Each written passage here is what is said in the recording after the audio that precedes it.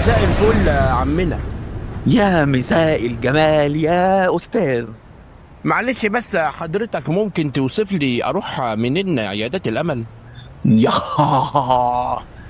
انت ايه اللي جابك هنا يا أستاذ؟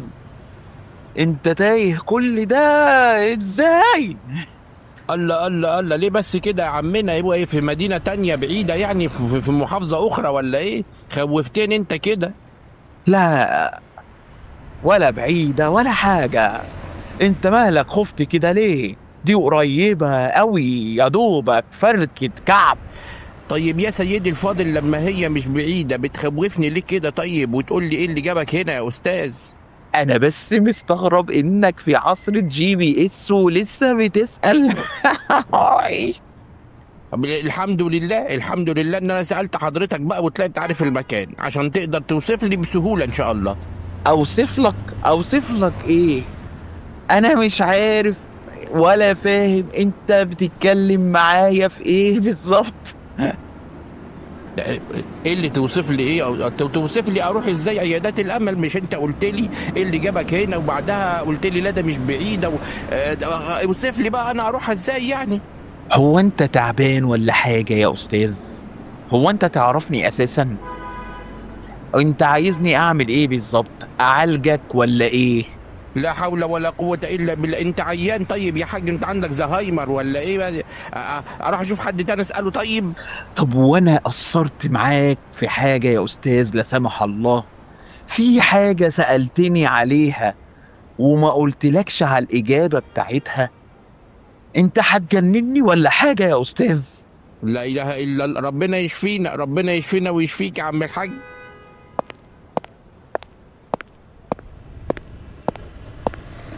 السلام عليكم يا عم الحاج. وعليكم السلام. أؤمر يا أستاذ.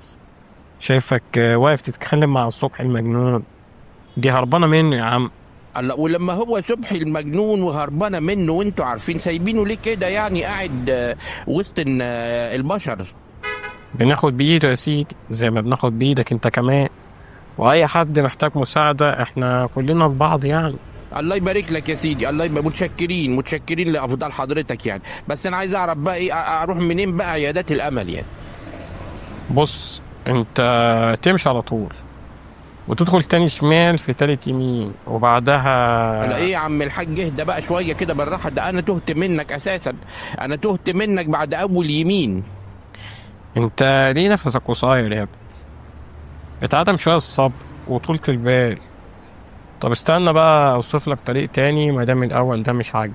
يا راجل الوصفة الأولى مش عجباني، تقوم مغير لي الوصفة، تديني وصفة غيرها يعني والله لا أنت بتوصف لي دواء حضرتك وأنا بقول لك ما بحبش البرشام، هتديني شرب؟ الله، أنت زميل عم صبحي في سراية المجانين ولا إيه يا عم الحاج بس؟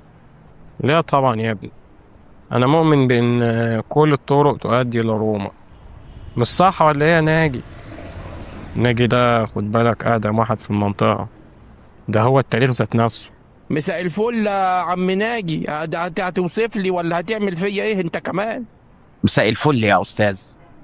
خد بالك أنا تاريخ على فكرة، وزي ما تفضلت وقلت يا حسني، كل الطرق تؤدي إلى روما وإلى ناجي، حتى لو عديت على الكنغ.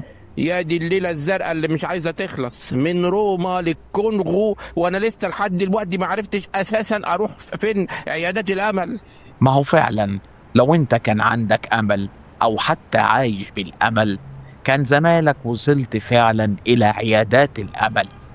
ما هو خلاص يا جدعان، خلاص انا اساسا فقدت الامل بصراحة. لا، اوعى. انت عارف انا ليه سموني التاريخ؟ عشان انا بقالي 20 سنة تايه ومش لاقي نفسي، ومع ذلك صنعت المجد وكتبت التاريخ وخلتهم يقولوا مقولتي الخالدة.